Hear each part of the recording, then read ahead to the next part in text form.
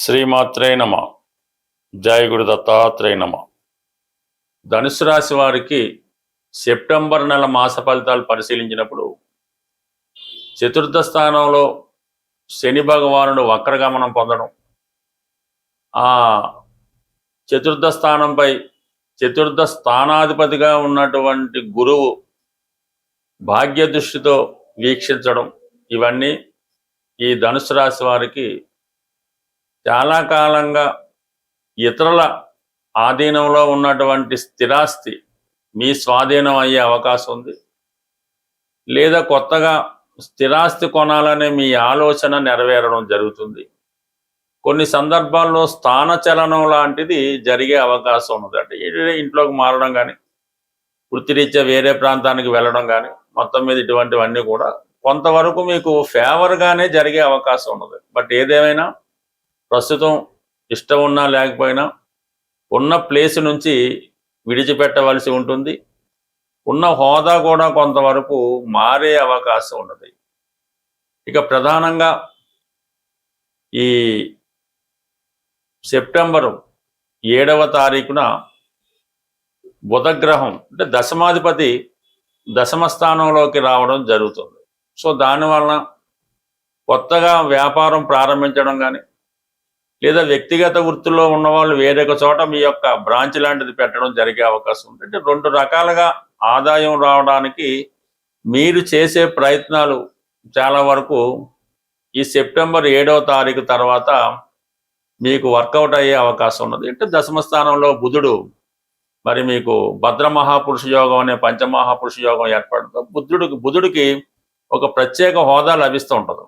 దాంతో మీకు బుధగ్రహ కారకత్వాలు అటు సప్తమ స్థానానికి సంబంధించిన ఫలితాలు పొందుతారు. అటు వివాహం, వ్యాపారం సంబంధించినవి, వృత్తిపరంగా హోదా పెరుగుతుండే, అది విద్యార్థులకి, విద్యాలయాలు నడుపుతున్న వారికి, ఫైనాన్స్ రంగంలో ఉన్న వాళ్ళకి కూడా, అలాగే వ్యక్తిగత వృత్తుల్లో చార్టెడ్ అకౌంటెంట్స్, ఆస్ట్రాలజర్స్, ఈ పౌరోత్యం చెప్పే వాళ్ళందరికీ కూడా అనుకూలత ఏర్పడుతుంది. దాంతోపాటుగా ప్రస్తుతం సెప్టెంబర్ 17 వరకు భాగ్యస్థానంలో స్వక్షేత్రగతుడైన రవి వల్ల కూడా కొంతవరకు మీ యొక్క నేమ్ అండ్ ఫేమ్ అభివృద్ధికరంగా ఉంటుంది. చాలా కాన్ఫిడెన్స్గా ప్రయత్నం చేస్తారు. సెప్టెంబర్ 17 తర్వాత దశమ స్థానంలో రవి దిగ్బలుడై ఉంటాడు. అక్కడ బుధుడితో కలపడం వల్ల ఒక విధంగా భాగ్య రాజ్యాధిపతి యోగం ఏర్పడుతుంది.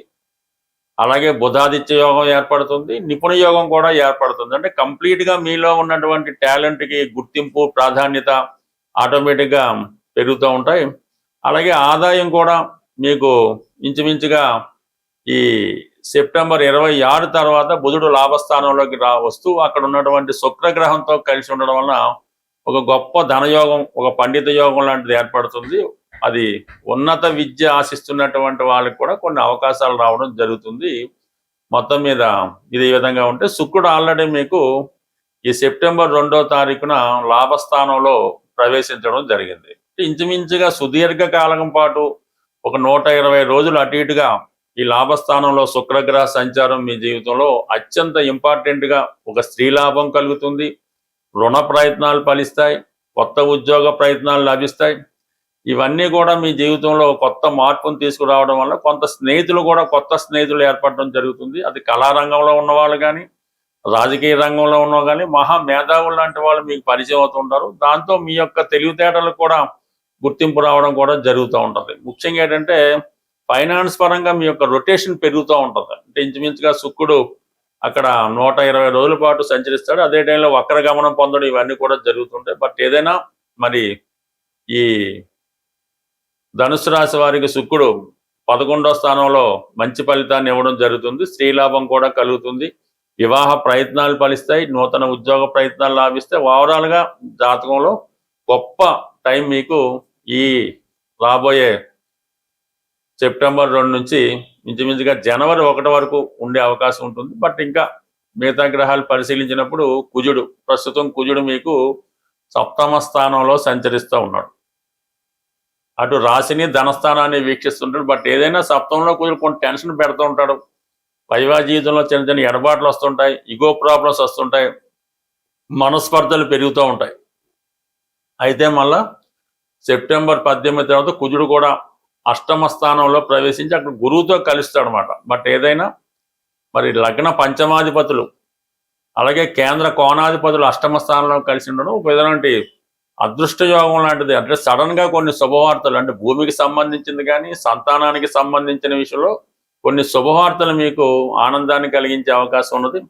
బట్ అలాగే ఆరోగ్యపరంగా ఒక విధంగా కొంత దీర్ఘకాలిక వ్యాధులతో ఇబ్బంది పడుతున్న వారికి ఆరోగ్యపరంగా కొన్ని జాగ్రత్తలు కూడా తీసుకోవాల్సి ఉంటుంది. బట్ ఏదైనా ధనుసు రాశి వారికి ఈ గ్రహాలు చాలా వరకు 9, 10, 11 స్థానాల మీద యాక్టివేట్ చేయడంతో అటు ధనయోగాలు రాజయోగాలు యాక్టివేట్ అయ్యి, బట్ ఏదైనా కొద్దిగా నిరాశ కలుగుతూ ఉంటుంది అర్ధాష్టమ శని ప్రభావం వల్ల. కాబట్టి కంప్లీట్గా ఈ రాశి వారు శనిగ్రహ అనుగ్రహం కోసం శనికి సంబంధించిన పరిహారం చేసుకుంటే మరి ఈ నెల నుంచి ఆటోమేటిక్గా మీ యొక్క ఫైనాన్స్ పొజిషన్ చాలా ఇంప్రూవ్మెంట్ అయ్యే అవకాశం ఉంది. ప్రధానంగా మన సెప్టెంబర్ నెలలో సెప్టెంబర్ 12వ తారీఖు వరకు శ్రావణ మాసం, 12 తర్వాత భాద్రపద మాసం. ప్రధానంగా ఇప్పుడున్నటువంటి సమయాన్ని బట్టి శ్రావణ మాసంలో స్త్రీలు కానీ పురుషులు కానీ శ్రావణ మాసంలో వచ్చే ప్రతి మంగళవారం లేదా ప్రతి శుక్రవారం మీ సాంప్రదాయాన్ని బట్టి ఏదైనా ఒక అమ్మవారి ఆలయాన్ని దర్శించి అమ్మవారికి కుంకుమార్చన కానీ అలాగే పసుపు కుంకాలు ఇవ్వటం కానీ, ఈ విధంగా అంటే ఇంట్లో వీలైన వారు ఇంట్లో చేసుకోవచ్చు, లేని వాళ్ళు ఆలయంలో చేసుకోవచ్చు.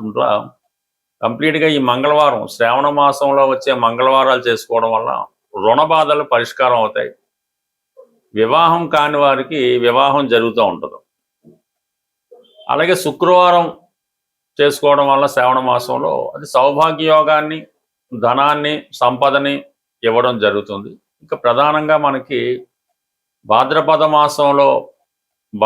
మాస ప్రారంభంలో వచ్చే వినాయక చవితి, ఇది 100% ప్రతి వారు చేసుకోవాల్సింది. అంటే మీరు చేస్తున్నటువంటి పనులు మధ్యలో ఆగిపోతున్నా, అసలు జీవితంలో ప్రోగ్రెస్సే లేదు అనుకున్న వాళ్ళు మీ స్థాయిని బట్టి ఈ వినాయక చవితి చేసుకోవడం వల్ల, లేదంటే సమూహంగా వినాయక చవితి చేసే చోట కూడా మీరు వినాయకుని శ్రద్ధలతో చేసుకోవడం వల్ల, వినాయకుని యొక్క నిమజ్జనంలో పాల్గొనడం వల్ల ఈ ఆటంకాలు సంకటాలు తొలగి పూర్తిగా ముందుకు వెళ్ళడం జరుగుతూ ఉంటుంది.